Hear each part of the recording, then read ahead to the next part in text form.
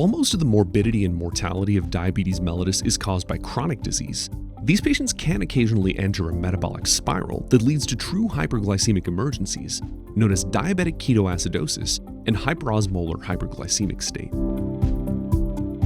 These disorders are characterized by hyperglycemia, which, through osmotic diuresis, can cause dehydration and, in severe cases, hypovolemic shock.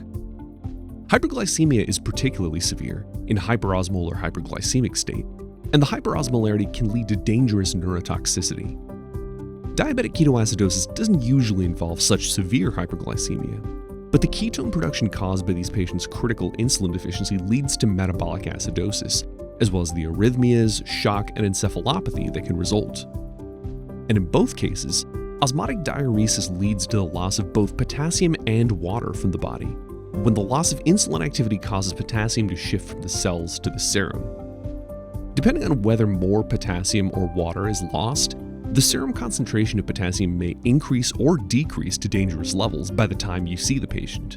But in all cases, the total amount of potassium in the body is low because of the urinary potassium losses, something that becomes more and more relevant as you begin to treat these hyperglycemic emergencies.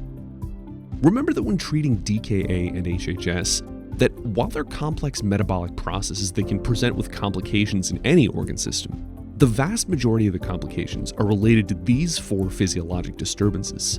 Correcting them, therefore, will be the focus of your treatment strategy. But hyperglycemic emergencies need to be treated carefully with frequent reevaluation and adjustment as needed. Because not only is it possible to overshoot your treatment goals, you can also exacerbate a physiologic disturbance by trying to treat a different one. The most important initial step is to treat the often profound dehydration that occurs with IV fluids, specifically boluses of isotonic crystalloid solutions like normal saline or lactated Ringer solution. Isotonic fluid replenishes the intravascular volume, and in patients with hyperosmolar serum, administering isotonic fluid will help return the serum to its normal osmolarity. But as you probably remember from the treatment of sodium abnormalities, changing the serum osmolarity too quickly can lead to problems with the central nervous system. Abruptly lowering the serum osmolarity can lead to cerebral edema, and while that's not a reason to delay treatment of severe dehydration or hypovolemic shock, you have to mitigate that risk by frequently monitoring neurologic status the more quickly you correct the serum osmolarity.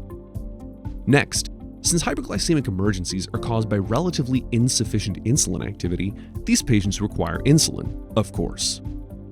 This serves as a signal to cells to stop ketogenesis and utilize the overly abundant glucose in the serum, correcting the metabolic acidosis and lowering the serum osmolarity as glucose is rapidly taken up into the cells. Unlike subcutaneous insulin given to patients for chronic management, hyperglycemic emergencies are treated with a titratable intravenous drip, sometimes preceded by an initial bolus dose. And the reason you need to be so careful is that it's a lot easier to cause harm with insulin than with IV fluids. The obvious risk is that you'll overcorrect the patient's hyperglycemia and cause the even more lethal hypoglycemia.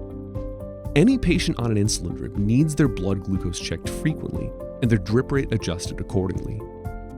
The next risk is that, like IV fluids, abruptly decreasing the serum glucose can cause cerebral edema due to the drop in osmolarity. The risk is particularly significant in children, which is why the initial bolus of insulin is often not recommended for pediatric patients.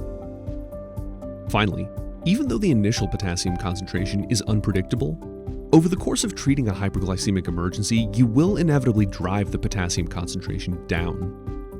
Even though you may have to initially treat the patient for hyperkalemia, their low total body potassium means that as the extracellular fluid volume and intracellular potassium shift return to normal, the patient will eventually become hypokalemic without intervention. So potassium replacement is always a key part of the treatment of hyperglycemic emergencies, and there are treatment protocols that allow you to begin slowly administering potassium before the patient actually becomes hypokalemic.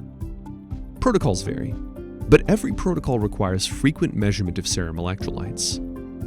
And if you find that the patient does become hypokalemic, stop the administration of insulin, which will further decrease the serum potassium. Stop it and don't start it again until the repeat labs confirm that you've actually fixed the hypokalemia. Even though the mortality rate for a disease like diabetic ketoacidosis isn't high in the modern era, patients with hyperglycemic emergencies always require admission to an intensive care unit. Because the treatment of DKA and HHS can lead to complications that are just as dangerous as the disease itself, requiring frequent reevaluation to mitigate that risk.